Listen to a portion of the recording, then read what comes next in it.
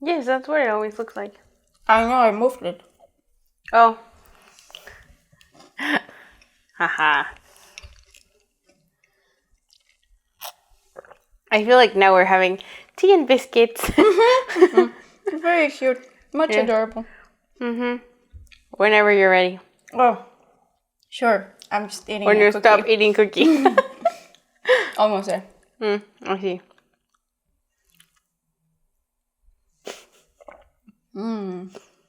Cookie. Hi, I'm the fine. That was very Cookie Monster. And I'm the Cookie Monster. And you're listening to a cup of tea. Man, drinking tea. A podcast about exploring life through each other's eyes. Well, sharing a cup of tea with you. Yeah. I say that? Oh yeah, no, I say it. That was funny. That was funny. What? Yeah. Just happened. I don't know. I'm the wine and I'm the water. And you're listening to a cup of tea. A podcast about exploring life through each other's eyes. Well, sharing a cup of tea with you. There we go. What did we miss? Did you jump in my line? Maybe. I got confused with the whole Cookie Monster thing. My bad. Yeah. It's okay. It was very interesting to say your line. Yeah. Sometimes I feel like we should switch it up. You know? It's weird. I think the mental gymnastics to approach that is going to be kind of hard.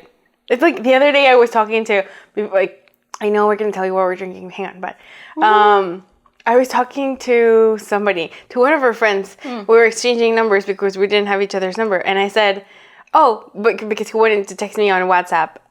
And I said, oh, wait, but that's a different number than the Canadian number.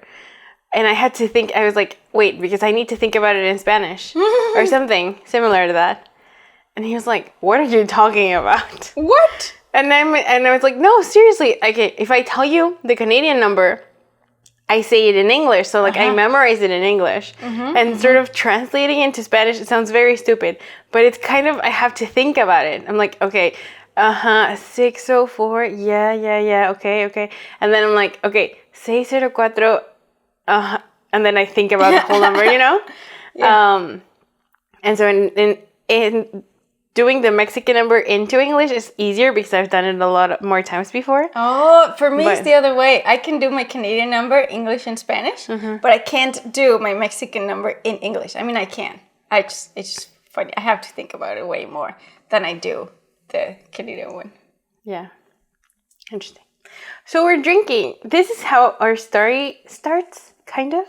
Because we're drinking. That's not the first tea we had. No. God, right? I don't think so. No. I brought that later. But, interesting. Okay, so I'm going to go back to what you just said right now. Because so we're drinking this ice wine. Ice wine tea. That, what I said, this is how our story begins because we just got it last week. And we're going to tell you that story on what we did last week. But I thought it was funny that you said that that's how the story begins because of ACOT. But yeah. No, I think we had chai or something probably on the first ACOT. But yeah, it was one of our first teas. Yeah, it was because early you brought in it. ACOT's life. Yeah. I remember we tried it on an ACOT for the first time. And I still think that it's very different than this one. No, it kind of does taste... It tastes familiar. It does. I'm not convinced. I feel like the one we had before was more ice winey. Whatever that means. Yeah.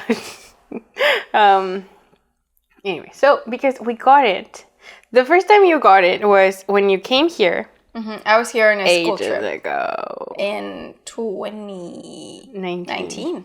Yes. Yeah. And you gave it to me back in 2020. It was really It funny. took a year? It took a year. We were fighting. Wow. We were talking. We were fighting? Well, I mean, we weren't talking. We weren't talking. We were on a break. We were on a break. That's so funny because I was listening to the Pockets XP episode because I was editing it today. And we talk about how like we're getting married to like the company and everything, and we mentioned that like we've been on a break a couple of times. So that's why right now it was like, oh, we were on a break. Yeah. So yes, there you go. Sure. And then just now, last week, we were supposed to record ACOT, like another episode of A Cup of Tea, but we didn't. Instead, we were working on other stuff. But then we went to an event that we're going to tell you about. And on the way back, we were in Gastown, and we walked by a souvenir store where I've seen it. I don't know. We've seen it a lot of times whenever we walk around there, but we've never gone inside. It's like the most touristy souvenir store that you can find. Yes, it is. But it was right there. It was like you could see it from the entrance. So I thought, oh, that's the tea. And why not buy one box here since we're right here instead of bringing it back from Querétaro? Which you could bring from Querétaro because you are leaving in like a month. Yes. But now I can have it in both places. Sure. Haha. Yeah. So. Indeed. Well, about the event, I wasn't sure what it was going to be about. I know. I was very intrigued. Well, the thing is that I just saw it. It was an ad on Facebook, and it was like a meetup for podcasters meetup. Yeah. And it was for free, and you could sign up and like grab a place or whatever. And I was like, we should go. We are podcasters in Vancouver, because it was like podcasters meetup in Vancouver.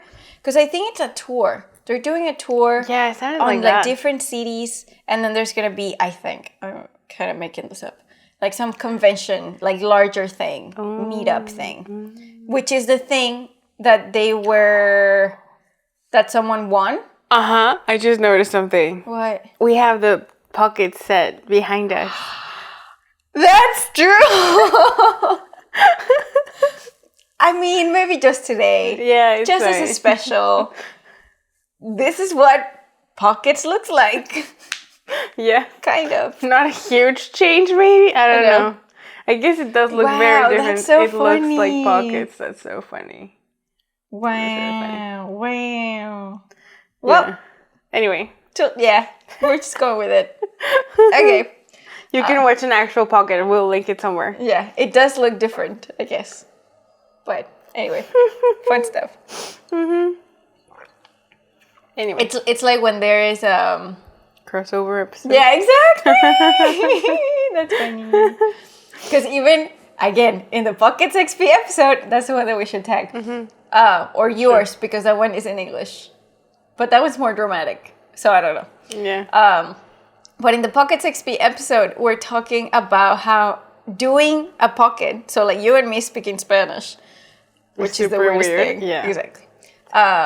Felt like doing ACOT in Spanish, and then I said, yeah, it's like pockets meets ACOT, so kind of like that. Sure. Look at this. So yeah, the Vancouver meetup thing. So remember that there was a raffle going on? Yeah. And one of the things for the raffle was the equipment by one of the sponsors. And another thing on the raffle, I think, was like a ticket or tickets to the other meetup thingy. Oh, that sounds cool. I don't think we won anything. No. I saw the guy that won what I think is the event thing. Because I think... Oh, the one that we saw that he was like that they found him and they was like, yeah, exactly. I think the guy that found him was like, oh, you got tickets to the thing. And I was like, oh. So that's what. So that's really cool. I saw it on Facebook. I was like, we should go. It's free. It's for podcasters in Vancouver. We are podcasters in Vancouver. We should check it out. And that was like a month in advance. Yeah. And so we did.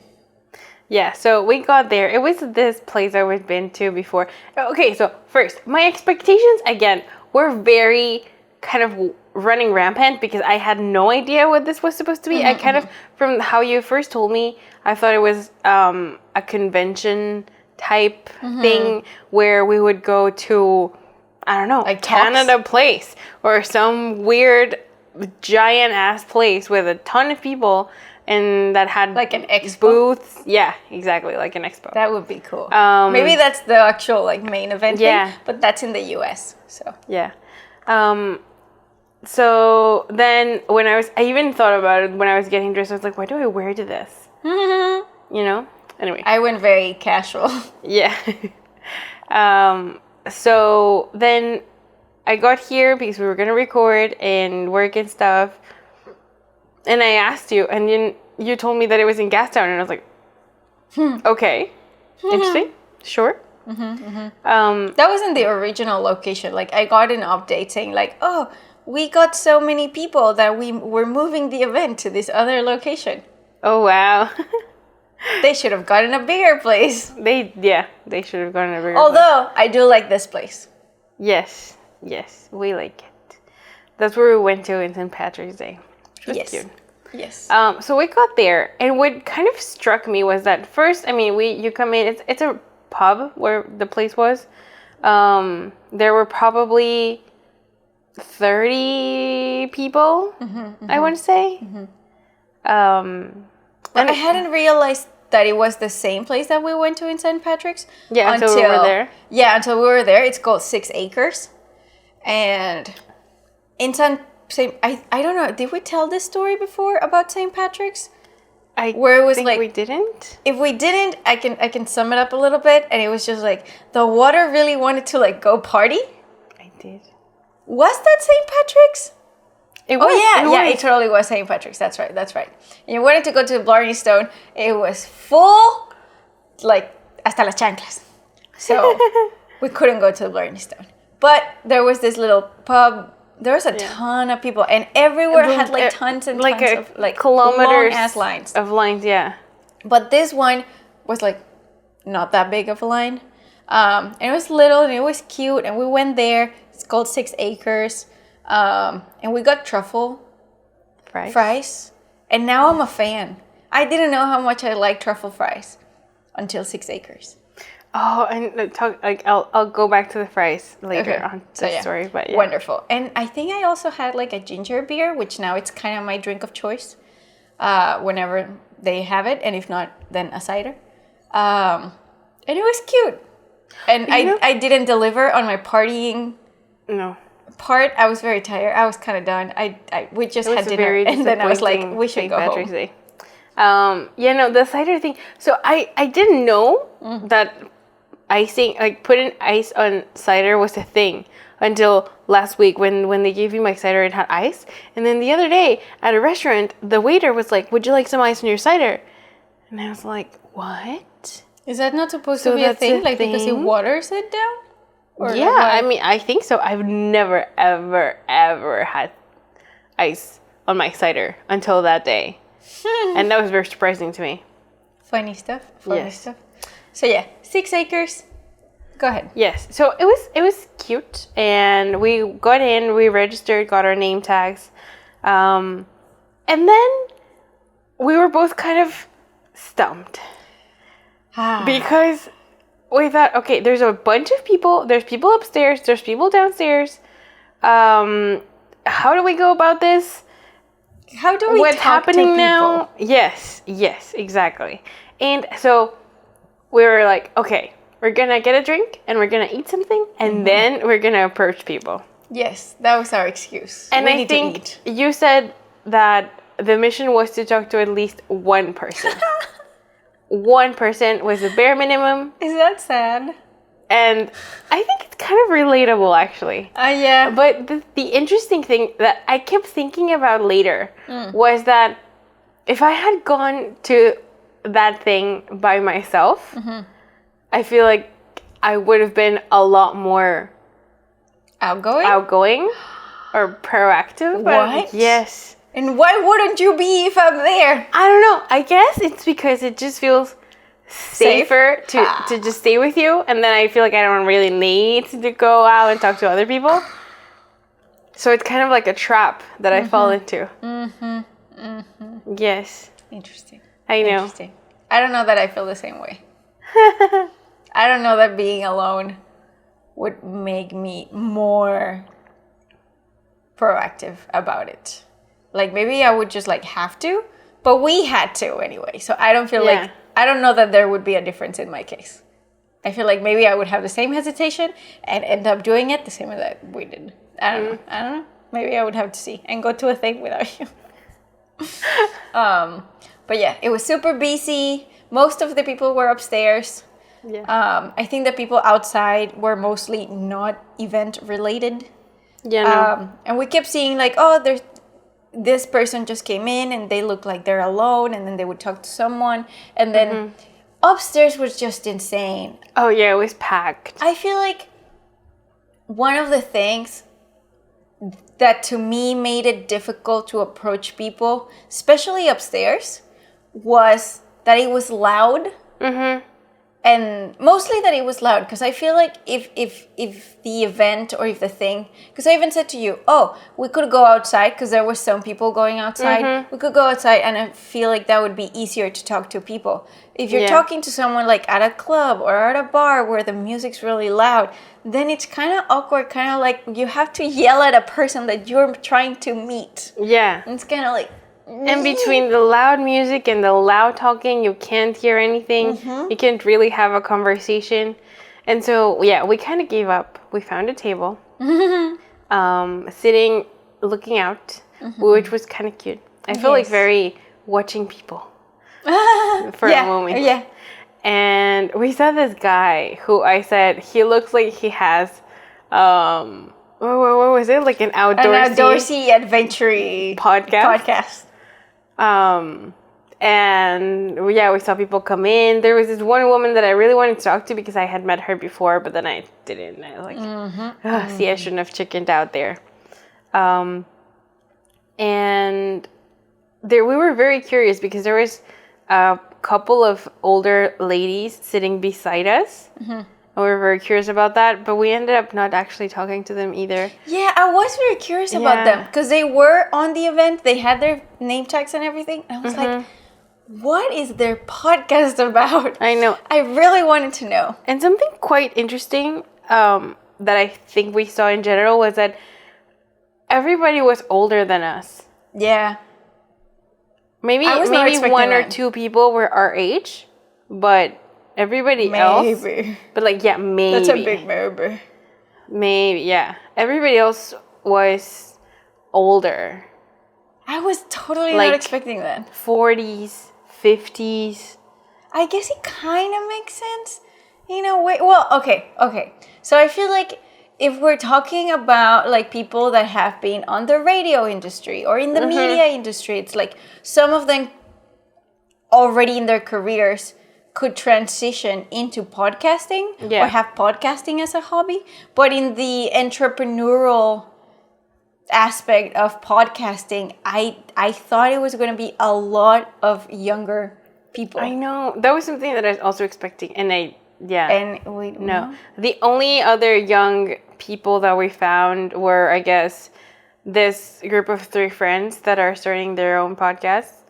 And another girl who I think approached us about it too, something similar.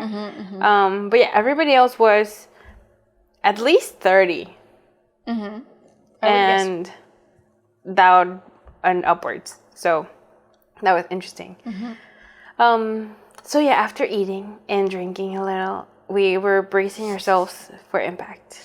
And we actually, there was a funny moment because we actually went outside and some guy was like, oh, you guys should not have drinks outside of the like invisible line of the bar because the owner will come and scream at you or something. Yeah, that was funny. Yeah, so then we headed back up to, like, we ventured up to see if we could meet somebody. And the funniest, I felt like, icebreaker happened. That was kind of nice and easy. And I feel like we should try to do that because that is even something that I was listening to on the Ali Abdal episode that I just told you that I was hearing. Of it's harder to approach somebody by being direct about it. So this guy, the Matthew Hussey guy, with Ali is saying it's easier if you do like a 2-hit something, he said. I'm not sure. Where he first says something inconsequential. And then, because he's talking about, so when you go out to a place with somebody, you usually go either alone or with some other person, you know. If you go with another person, who are you going to hang out with? Well, with your best friend, whoever you came with.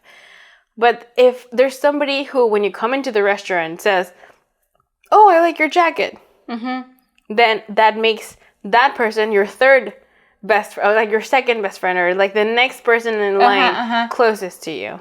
That's funny. So it's easier to approach them again in another scenario. So in that kind of thing, establishing a thing. Yeah. So this like the group of 3 girls, one of them was pointing to a painting that was like behind me.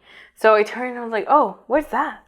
And we started talking briefly about the painting, and that's how we got into a conversation. And they told us about their podcast, and we told them about ours and our projects. So that was our way in. Yeah, I found it very interesting of how, I mean, we didn't talk to like a bunch of people there, but at least the girls, and there was this other girl. I found it very interesting that they were at the thing while I guess for the girls, they haven't recorded anything. And then the other girl, she was just thinking of the idea of maybe doing a podcast. So I found that very, maybe refreshing, maybe just like interesting, maybe just, I don't know. I guess for the one girl that was just thinking about it, it felt very cute, very, I'm just interested in this thing, and I saw that there's this thing, so I'm just gonna go and see if I can talk to people and like ask them about it. And I feel like that's a really good way to approach an idea. You know, that friend of yours, that wanted to do a podcast, and we kind of tried to help her through the process, and we started recording some things with her, and she wasn't quite sure. I feel like if she had the opportunity to go to one of these events and talk to people that have done it, that are doing it, it would have been better overall. Reassuring in either direction, whether to do it or whether to not do it, depending on how she felt about what people would tell her. So I find that really cute of her to approach this event with just I just had this idea. Because I feel like, okay, if I had an idea of, I don't know, becoming a rock climber, and there was this rock climber meetup in Vancouver, I would feel very weird about showing up with like a bunch of rock climbers and be like, I'm thinking about doing this. So I'm very happy that she came, even if it was just because she has the idea of maybe doing a podcast. Yeah, that was cute. I like talking to her too. And then we saw the outdoor podcast guy. And we started talking to, I think that was the most interesting conversation we had there. Yeah. And it was the most worthwhile one, I want to say. Because he's the type of person that... I think he's the most experienced person we talked to. He had worked on the radio for a while, like you were saying. And he started this podcast with one of his friends. And they do it, I think that can be one of our recs. It's called The Fit Mess. I did listen to one of their episodes, and I did like it. Yes, I know. I listened to one of them too. I was very interested.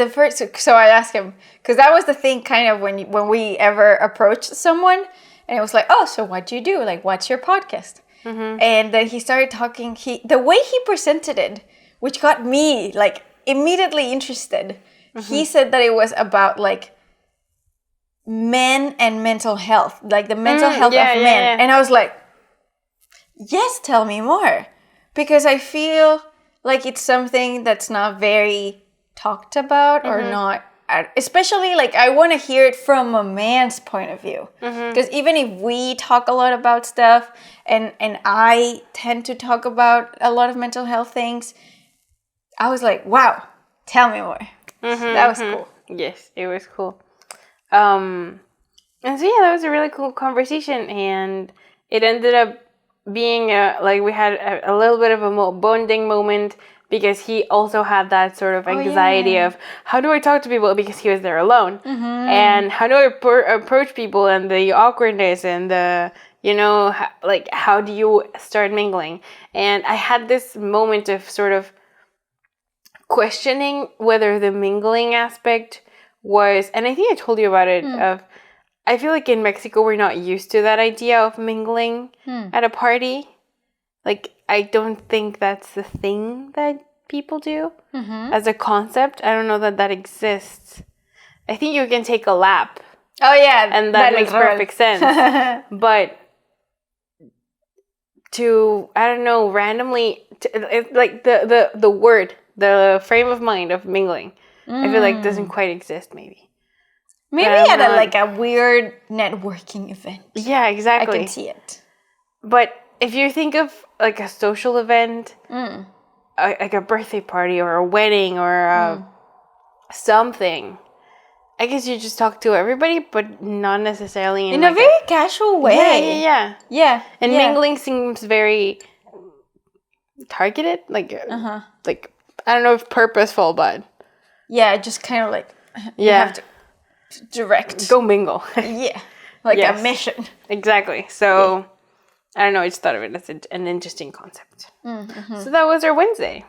Yeah, but staying on him for a little more. Oh, sure. And this bonding moment, because he even said I don't know if he said he drove 2 hours, but he came from like an hour and a half another city. Yeah. Just to come to this event. Yeah. And he was also telling us about I don't know how to talk to people. And we're maybe a little bit after the pandemic, and it's really weird, and we all want connection, and we all want sort of intimacy and having people around us. But then when we're actually at an event thing and there's people and we all have this kind of hobby thing or work thing in common, then it's I don't know how to approach them. I don't know how to talk to them. So I just think it's very interesting to notice the emotional struggle of approaching a stranger. Yeah. How do we, was it really, I kind of want to blame it on the pandemic, but I also wonder if we're blaming it too much on the pandemic. I was probably still very much an introvert person before the pandemic anyway. So I don't know how much I can blame it on that. But there must have been some sort of effect on our social skills. I think there was. For sure. I don't know if I can quantify it though. No, yeah, but it's just... yeah. And I've tried to compare it to other similar things. But I cannot establish a sort of baseline for doing that. Because the difference is, I'm thinking between here and Mexico, and I feel like that on its own is a huge difference. So I don't know if I can, account for that in some way or not. I do think you're right in the whole thing of how, because now that you're saying that, of the baseline and everything, and I think back to Mexico, I do think that talking to strangers in Mexico is the easiest thing. Yeah. It's so casual. You're just hey, whatever. And they're whatever back. Okay, cool. Which ironically, I feel it's more of I think I experienced, for example, in the US. Maybe not here necessarily.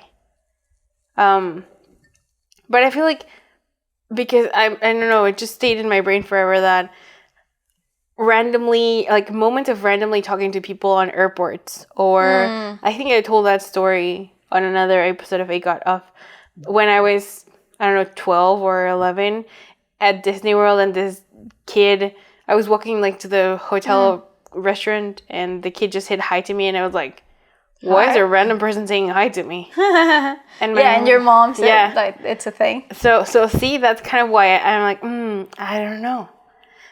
But maybe it's a more of a Mexican, US thing than Canada, or Vancouver at least. I don't know. And it's also now post-pandemic. Yes. So maybe that's another thing. Yeah. But and loneliness crisis. I do find it very that. interesting. And I do appreciate that in that conversation that we had with him, his name is Jeremy, I think. Yes. We talked a little bit, wanting to talk about like the industry of like podcasting and everything, and how, according to his thoughts, it was all kind of going towards this idea of connecting to people, right? And I really appreciated that because I feel like that's always been kind of what we want to do, more than just like, oh yes, we need to go viral and things, you know. So like that was like, oh, yeah, I hope you're right. Yeah. You know? I like that. So yeah, that was our Wednesday. Yes. And then we each had different weekends because you had plans. I did. And then you made plans because I had plans. Exactly. The Bicha and I made plans. Indeed. So, tell me about your outings with my niece. Yeah. So, remember I said that I would go back to fries earlier in the episode? Oh, yeah. And you've been craving fries forever. I know. Yeah. But this wasn't me, actually. Okay. It was her. Because we got fries, actually, another day. When... Oh, the Greek place? Yeah. But, so we wanted to go to English Bay because there was a Greek place that we really liked. And the Bicha was super excited about it. She was like, yes, let's go to the Greek place. Their fries are so good. That's the one thing that I remember the most. And I really, really want to eat there again. So we kind of organized her week. She's in a summer break right now, so she has plenty of time to do a lot of stuff. So she's been like, when can we hang out? What do we do? Where do we go? Yes. So yeah, we're sort of arranging our calendar and figuring out what to do and when to do it and all of that. And she said she wanted to go to the beach. Beach. So first we were like, I don't know, should we go to Kitsilano or should we go to English Bay or somewhere that you could actually get in the water and like swim if you want to, not like Deep Cove, which there's no sand, it's just pebbles. Yeah. So I thought, okay, well, we could do English Bay or we could do Kitsilano. And she said, yeah, well, I mean, if we go to English Bay, we can go to the Greek place. And so we arranged everything. We organized. We said, okay, we're going to meet here at 3 and we're going to do this and blah, blah, blah. And we got there. We met at the SkyTrain station, and then we took the tiny bus to Kitsilano.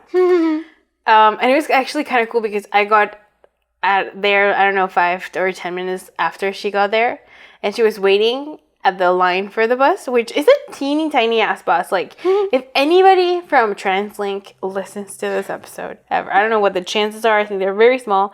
But why don't you just put one of the regular sized buses on that line? I don't understand because it's the shuttle bus type of thing, and it's always full. Always, there's always a line to get on those.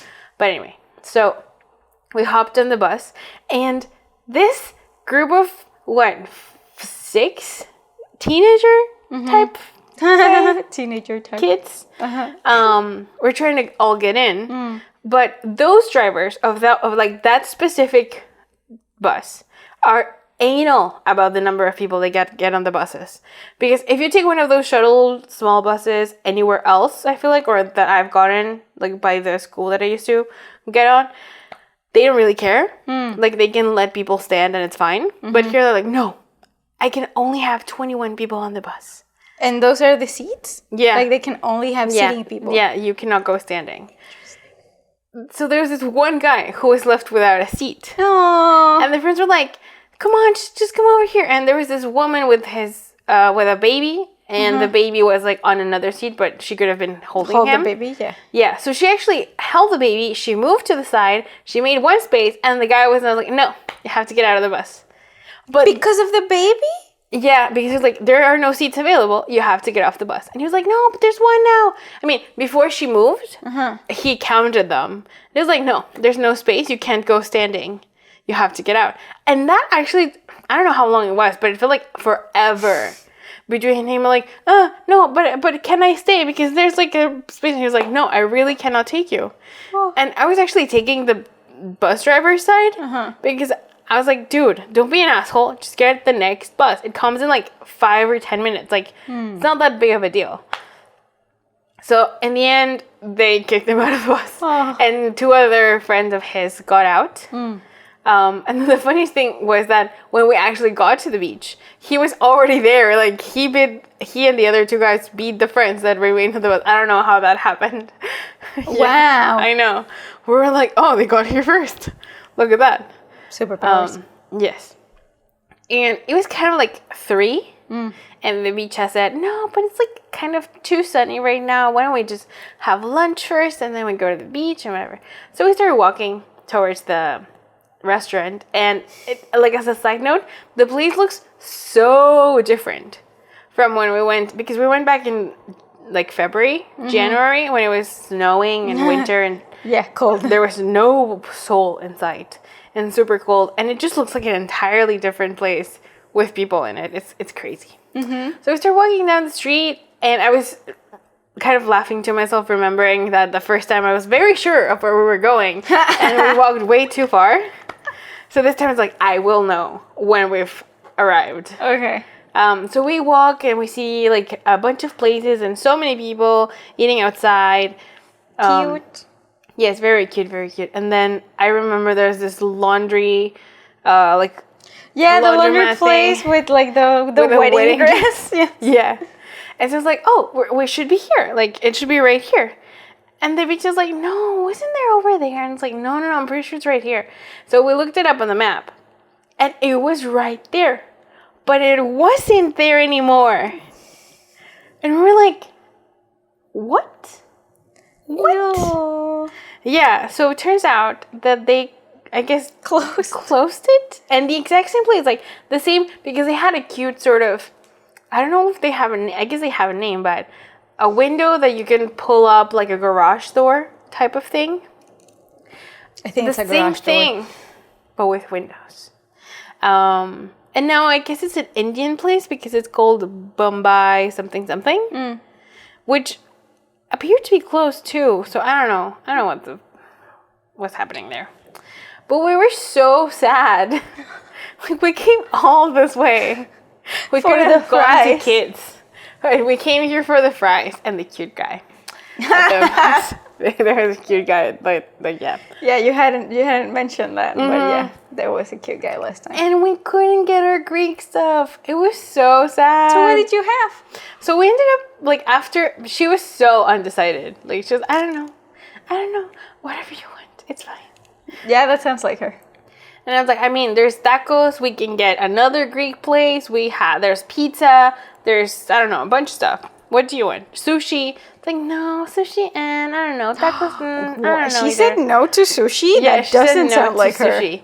She was really looking forward to the fries.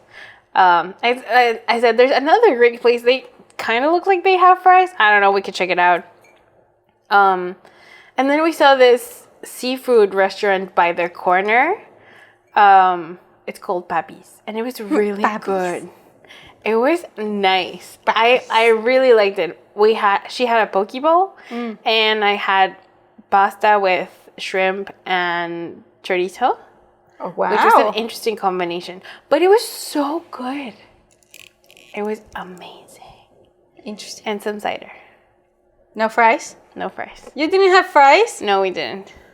But it was really good. Like, we didn't eat the fries. What happened to your fries craving?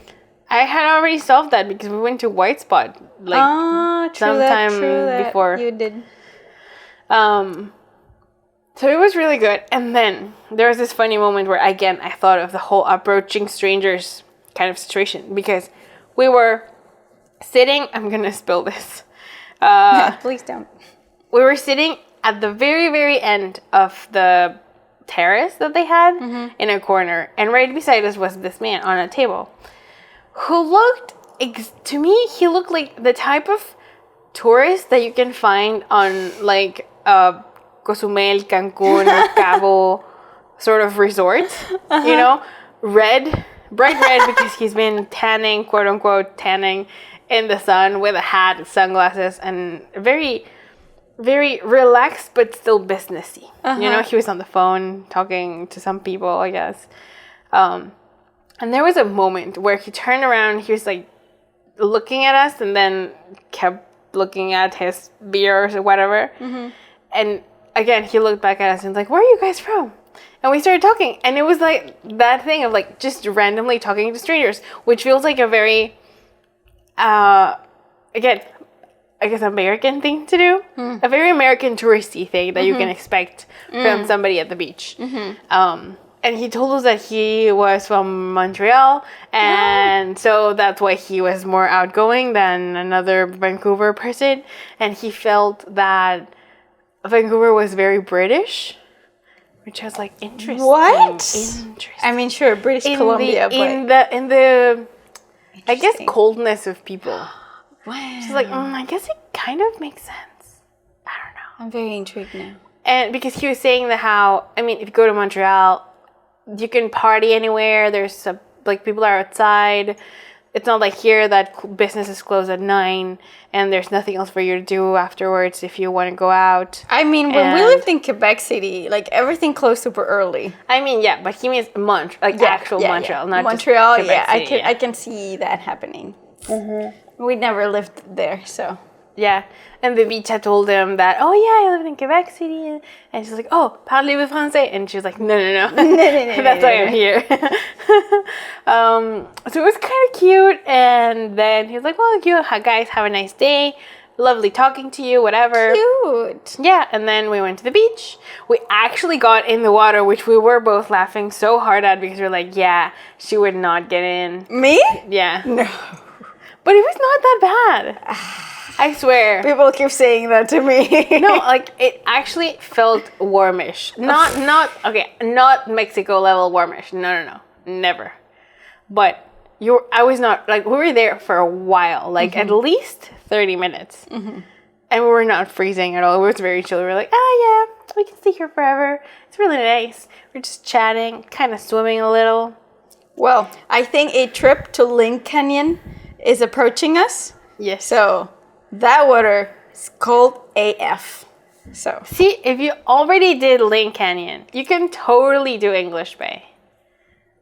Maybe. I mean, I did Lynn Canyon. Like I jumped into it. I know. Here, and then I got out because that is freezing cold. Although, so exactly last year, like almost to the day, kind of almost this week. The beach and I were on our cross-country road trip from Quebec to Vancouver, and we stopped in Banff to like check it out, and oh, Banff, it was beautiful. And we jumped into one of the lakes, and it was so cool. It was one of those like memories that you never forget because we were just like.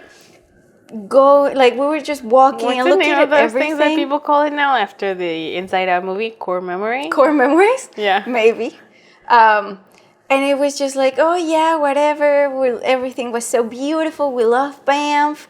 And then the bicha just like looks at me and says, un like y nos aventamos al agua. Which is a thing that she was saying a lot. Like, for one like, I'll do this kind of thing. And I was like. And then she was like, really? I'm like, yeah. and it was like, whoa. And she couldn't believe that I said yes because she already knows that I don't like cold water. Yeah. But I thought, it's even though there was the cold water, just the idea of, I really like the spontaneity of it, I guess, and just kind of the adventure of it, and especially like to make her day kind of thing. So it was like, all right, we're gonna do it. It was really cute, and we jumped and we said like, oh, we should make this a yearly tradition. Oh, that's cute. So then we were talking the other day, and I was like, oh, si se antoja un viaje a Banff. We would really like to go. Yeah. And it's like, but maybe we can't go right now. However, we could go to Lynn Canyon. And then she said, oh, so maybe our yearly tradition doesn't have to be Banff, but just like jumping in the water kind of thing. Cute. So I was like, you know what? We can do that. So I think that's gonna be a thing this year. Nice. Yeah. I like it. So yeah, we were swimming for a bit. Then we went back to the towel. Like, we had a blanket and a couple towels and stuff. And there was this really funny bit where she made a brownie and she brought it, and it was really good. And there were seagulls everywhere. So she recorded a video. I think she uploaded it to her TikTok, or I saw something about it. Something. Because the seagull was like maybe 5 meters away from us. And she was like, oh, look at her. She wants our brownie. She knows we have a brownie. Hide it. We have to hide it. So yeah, it was really funny. And then there are actually a lot of Canada geese, and she was so scared of them. They're scary. At some point, we were in the water, and I don't know, like a flock of 5 or 6 started swimming into the ocean. She was like, no, we have to swim. We have to get away. They're gonna kill us. That's really funny. Yeah, it was really funny. To be fair, like, I kind of know, I can understand that they are scary. Yeah. But living here, I haven't actually seen any of them be violent. Yeah, no, me neither. Which I'm okay with. Yes. Not that I am, like, challenging any of them. Yeah. And then we were, like, good. We were done. It was actually kind of, not super high tide or anything, but there was a yellow and red flag. So the lifeguard was actually patrolling on a kayak. Oh, wow. Yeah. Cool. So yeah, we got out, dried for a bit, and then we left. And it was really cute. Yeah. Very adorable. I like it when you guys hang out. Yeah, it's cute. It is cute. So my weekend. Yes. Included a lot of stairs. That's what I know. A ton. I don't actually know how many stairs. But so, like, the thing is... I do have a question. What is your question? I sent you a reel that was like, people do this thing every year, or they like, what's it called that? The Grouse grind? Is it the same thing? That's the thing that I did. Oh shit. Grouse grind steps. Count. 2,830. Oh, holy shit. It's a 2.5 kilometer ascent. 800 meters of elevation. I was just going to ask how elevated it was. Holy Which means shit. 2,624 feet. If you talk feet. Which I don't. I talk kilometers. Yeah. So, yeah, okay. So the reason I had plans that were not us related was that there's some friends of ours, like me and Pablo's, from Mexico that live here. Like originally Pablo's friends, but like my friends too. And I don't know if it was their idea or if it was our idea, and by that I mean Pablo's idea, to like go on a double date to a hike or something.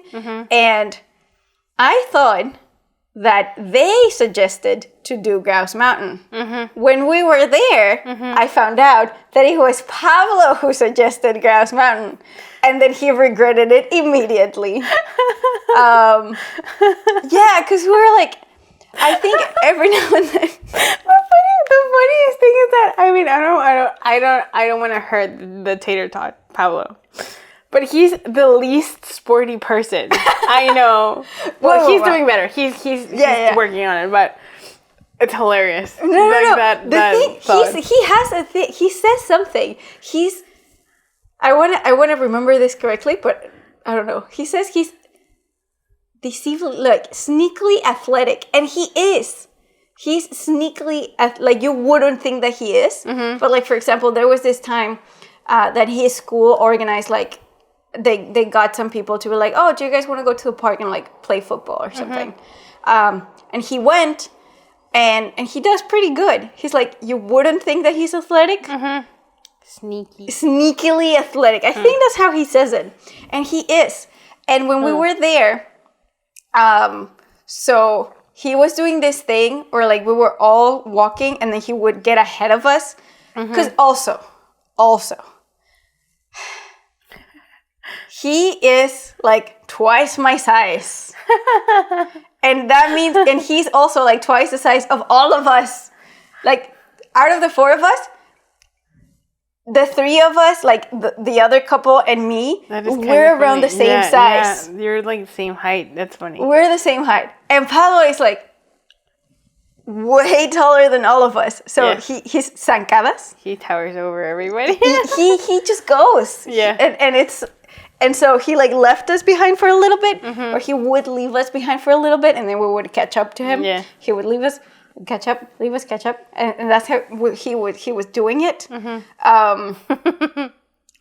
And then so like going back, we got there, and he said this thing of like, oh, I just remember this thing that's waiting at the top of the mountain, and that is my motivation for doing this. Oh yeah. And I was like, what is this thing? I think I know. I don't know if you know. And he was like, oh, what is this? And I said, what is this thing? And he's like, I'm not going to tell you.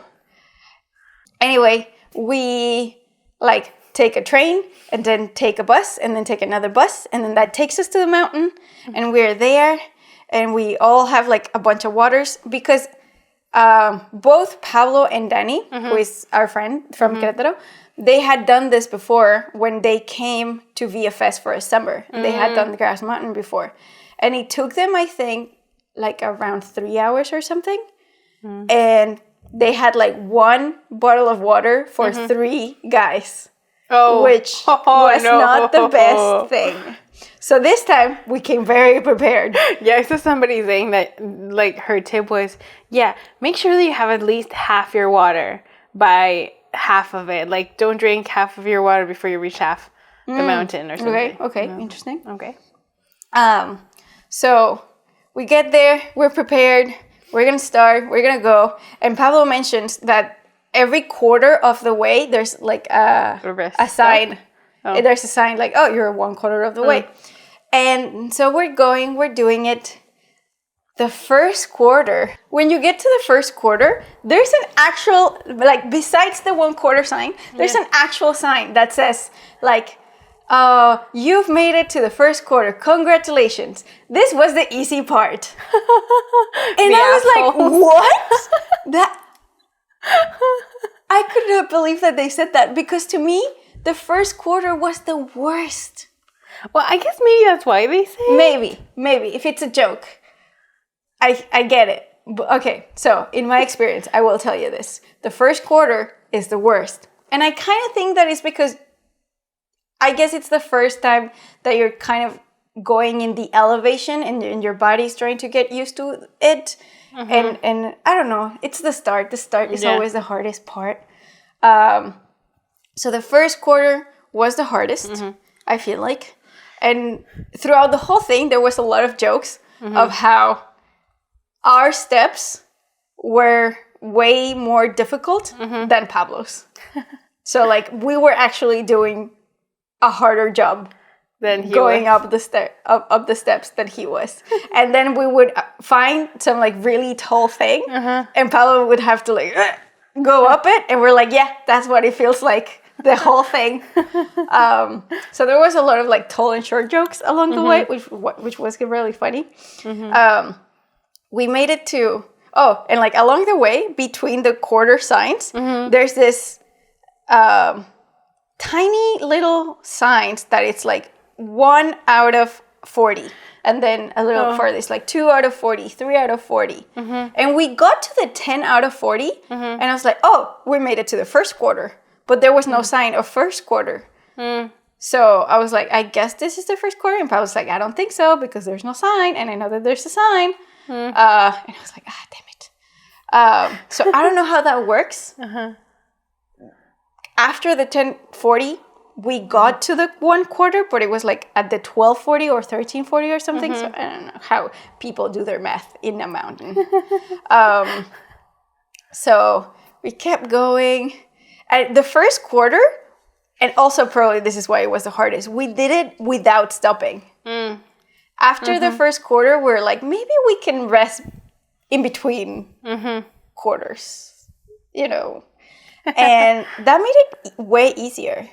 And I also felt that I had this very nice moment where I was telling Pablo that I could see people going, like you could see sort of their determination to just go up to the top of the mountain, you know, like they would pass us by and they're very like, oh yeah. And also the fact that people do this and like try to do it like in as fast as they can. Yeah. And I'm like, wow. The record is like 20 something minutes. What? Yes. How long is it? 2 kilometers? 2.5. Wow. Yeah. That's fast. Wow. Yeah. That's crazy. I'm impressed. Very impressed. But what I was telling Pablo is that I feel like there's 2 types of people. Where there's the ones that go as fast as they can and they just want to get to the top. And then there are people that kind of stop a little bit. And I felt like or at least I had this moment of like, okay, since we're stopping a little bit and like just look at it. Just see the views. Just like stop a little and check it out and like hang out. And I kind of thought of it like, oh, that's all that applies to life. You can go through life just like, I'm just going to get to the top of the mountain. I'm just going to do this thing and I'm just going to go. Or you could go little by little. You can like go and rest and look at the view and like feel good and be present and then keep going, you know? And I was like, I kind of like this approach better, you know? So that was really cute. It was one of those like little moments of appreciation for life. It was really cute. I really liked it. Yeah. The second quarter, I want to say felt like the longest. Yes. Yeah, I felt like we were going and we felt like, oh, shouldn't we be there by now? And like we weren't getting there. So then we got to the half. Then the third quarter maybe felt, I don't know. I want to say tough. I feel like the third quarter was difficult. Maybe more inclined. I don't know. I might be making that up. And then the last one was just like, yes, we're almost there. Let's go. And that was really cool. So we got to the top of the mountain. I was very happy. I thought I was going to be way more tired than I was. Like exhausted. But you know what? It wasn't that bad. I feel like, okay, so the first half of the thing, most of my struggle was my chest. Like I could feel my chest hurting. Wow. And then the second half, it was my legs. Like my chest was fine. Like maybe it was more used to the thing. The elevation and the oxygen. I was maybe breathing better. I don't know. First half, it was my chest. Second half, my legs. I could feel it in my legs. I was like, oh my God. But once we get there, it was very like, even when you're resting little by little, once you like stop for a second, you feel fine. You know? So it was very like, you know? Interesting. So we got there and I'm looking at the view and it's very beautiful and it's very pretty and we're all very proud. And then Pablo is like, yes, we're here. I get to have the thing. And I was like, what is the thing? And then they take me to the cafeteria and Pablo shows me that there's pizza. Yeah, I knew. Did he tell you? How did you know? No, I think he said he posted a story or something. Oh. And it said, yes. This is the best pizza, something. Yes, I posted that. Yeah. See? That's how I knew. Yeah. Haha. Pizza. And then he looks at me and he's like, I cannot believe you didn't guess that it was pizza. And I was like, I thought he meant that it was like something for everyone. But no, it was pizza. Pizza is for everyone. Yeah, I know. But it's very Pablo oriented. that was his goal. That was his reward for climbing a mountain. I wanted to go to the gift shop and like get some sort of souvenir thing. And I got one of those stickers for like a grouse mountain. Oh no! Wait, hold on. No. I'm over. Like no. I almost didn't tell you the best part. So yeah, I guess it comes after the sticker thing. So went to the gift shop, got my sticker for Grouse Mountain. Very cute. Because I was inspired. I don't know if you've seen Pablo's laptop. Yes, but it's full of his like stickers from his road trip that he did with his dad from like Michigan to Vancouver. And it's really cute. And I really like it. So like I was like, I'm gonna start getting stickers. I like that too. Yeah. So, and I want to start. I have a journal thing, like a travel journal that Nikki gave me years ago, and it's so pretty and it's so beautiful, and I've never used it because it's so pretty. It's one of those things that you don't want to touch it because it's not gonna be as pretty. Yeah. But I'm like, no, we're gonna use it. So I'm gonna like try to put some stuff there and collect things and put the stickers and things. Cute. So we're there and we're getting ready to leave. So we have to get on the line to go to the gondola thing because you have to go down in the gondola thing. Yeah. You can't walk down.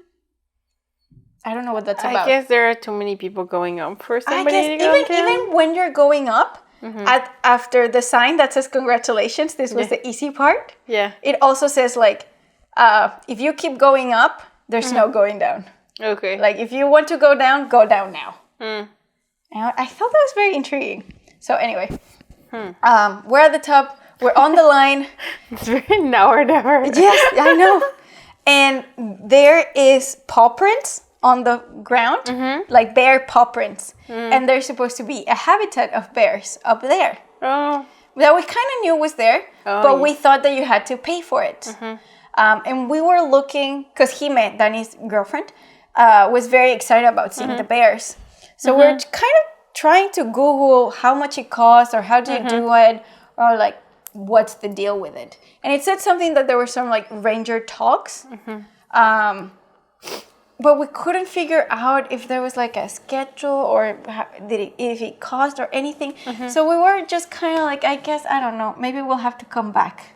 Okay, so then a guy is going around giving bolis to people.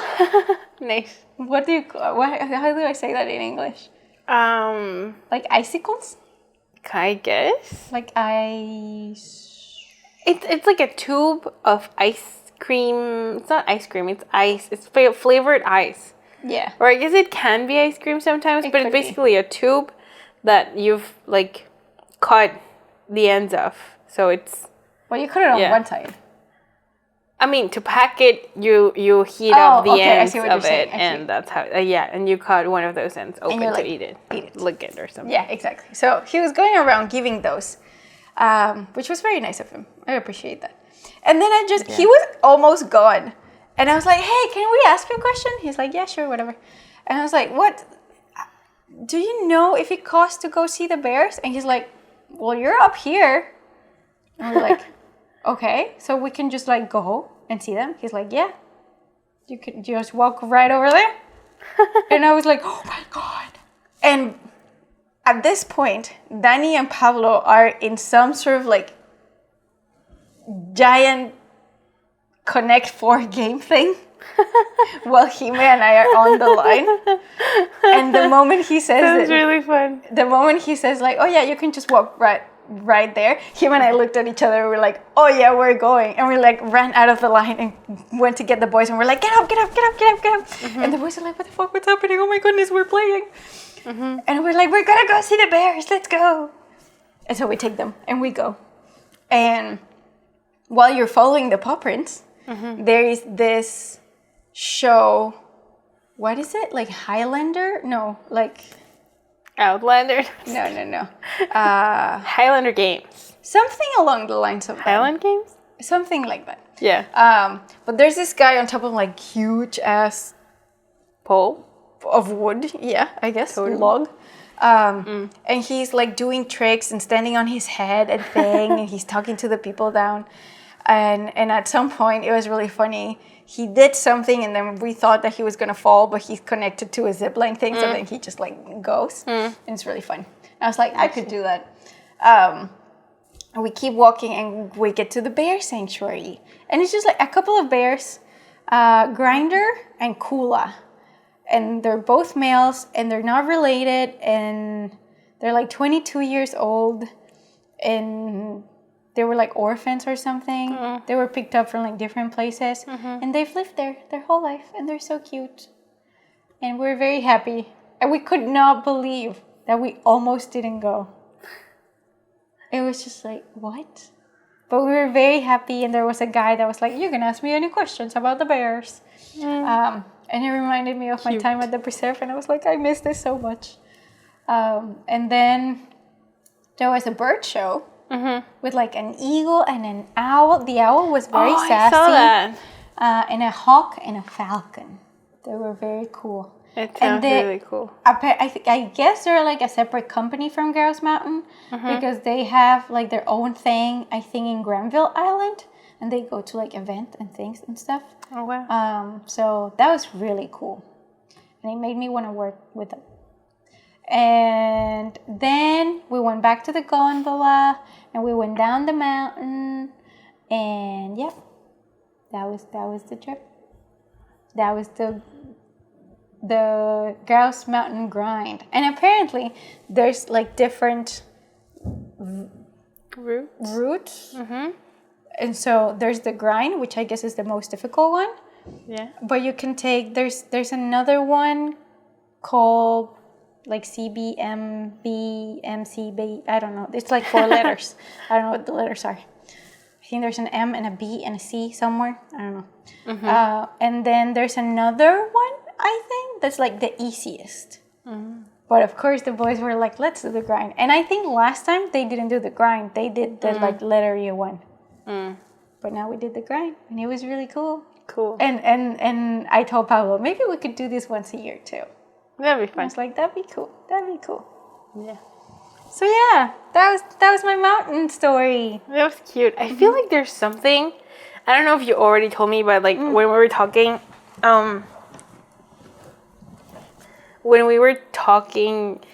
yesterday or on Monday,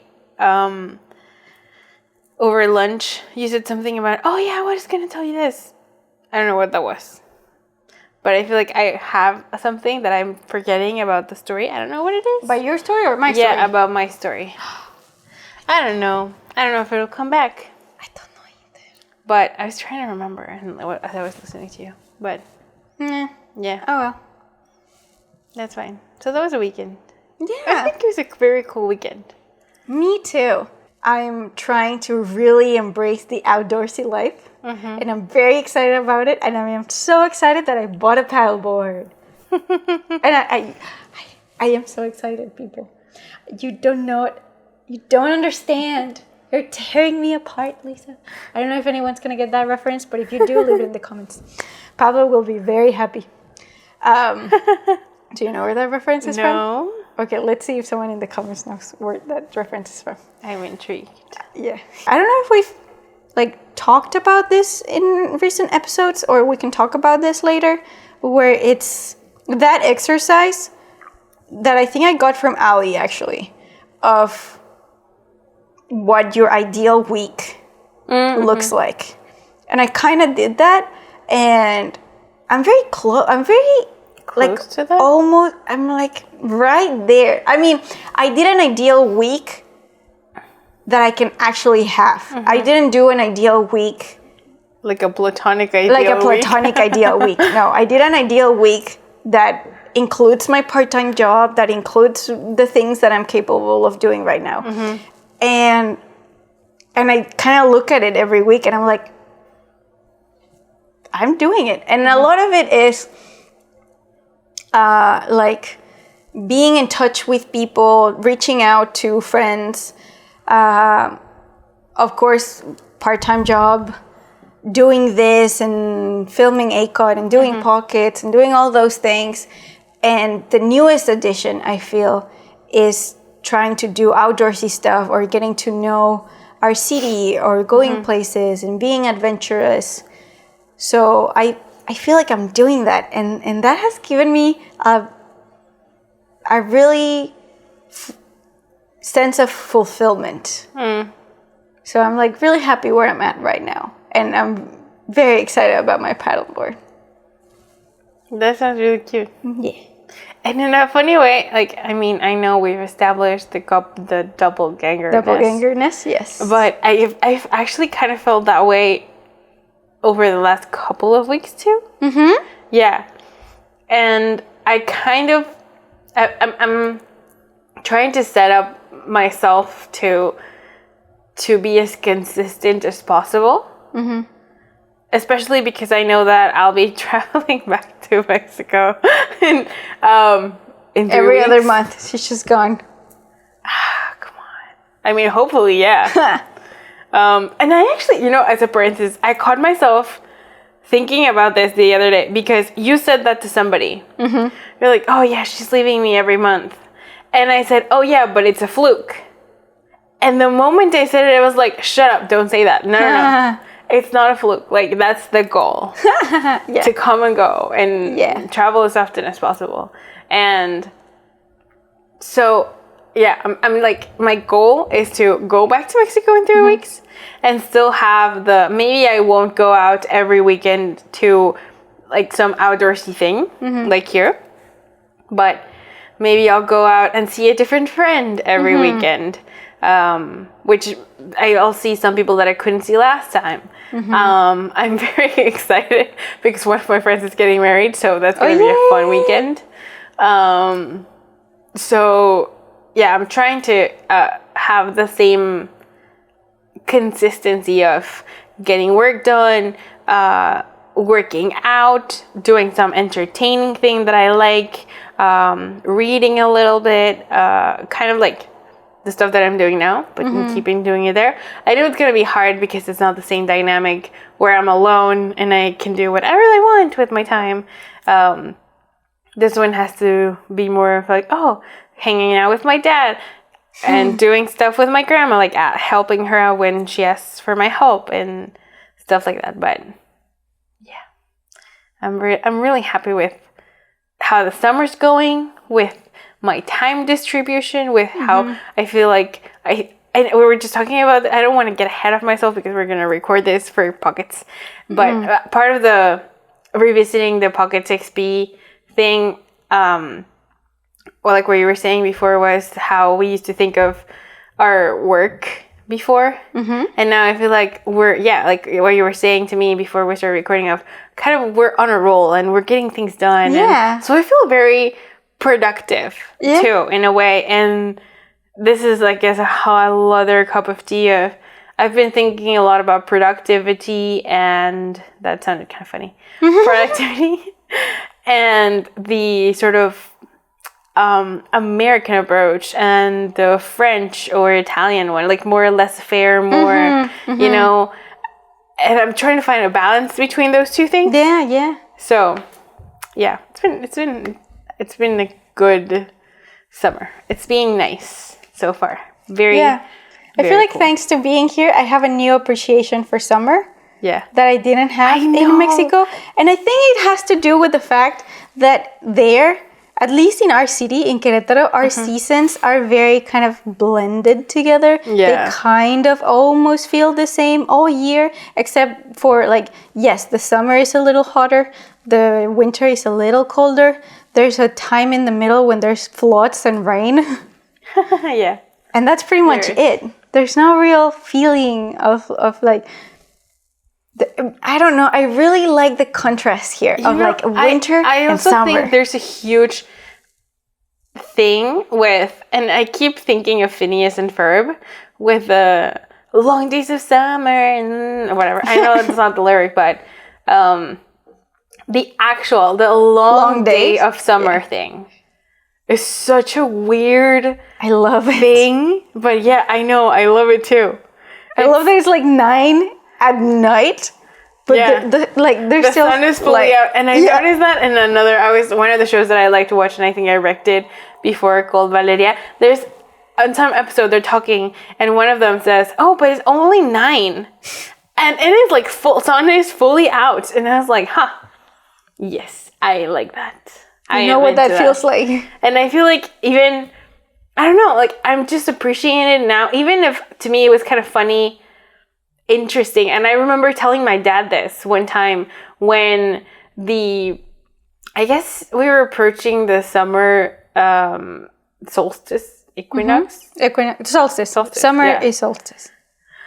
Because I sent a photo to my family group chat at 10 p.m. where it's like, look, the sun is setting at 10 p.m. And my dad was like, oh, wow, that is really weird.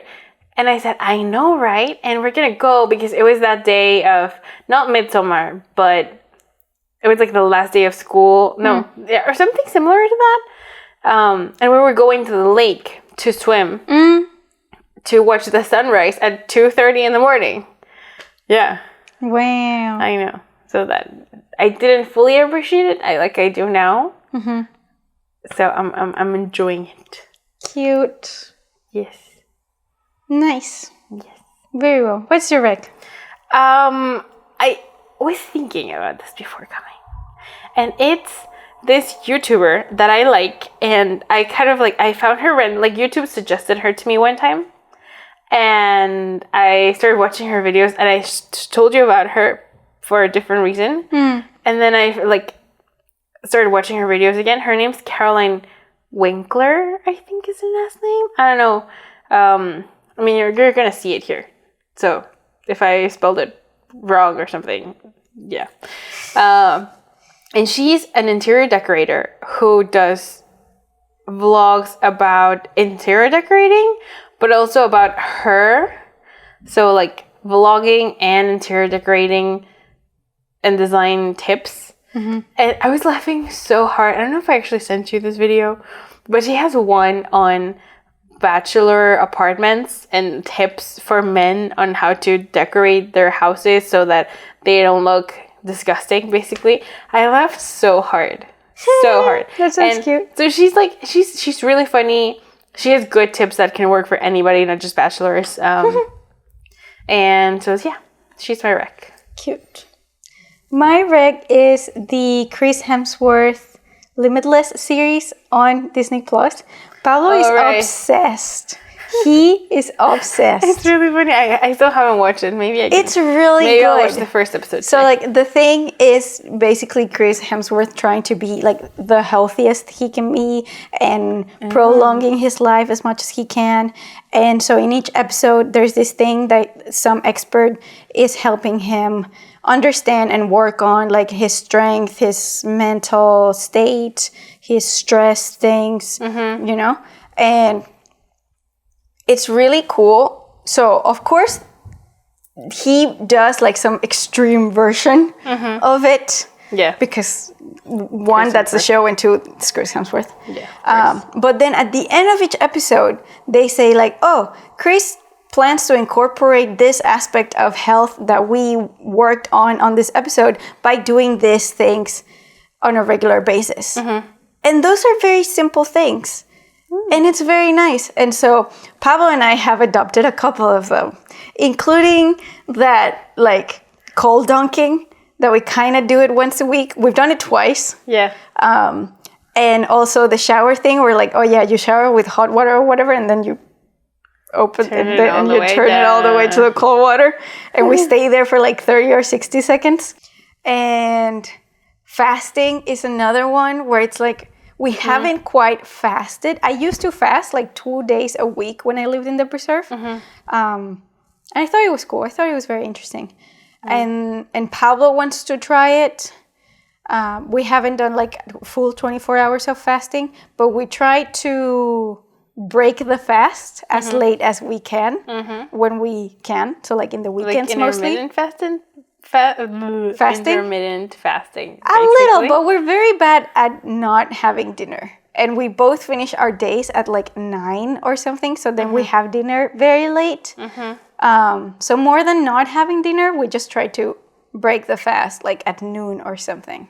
I mean, that does count. Yeah. Like, I'm not an expert.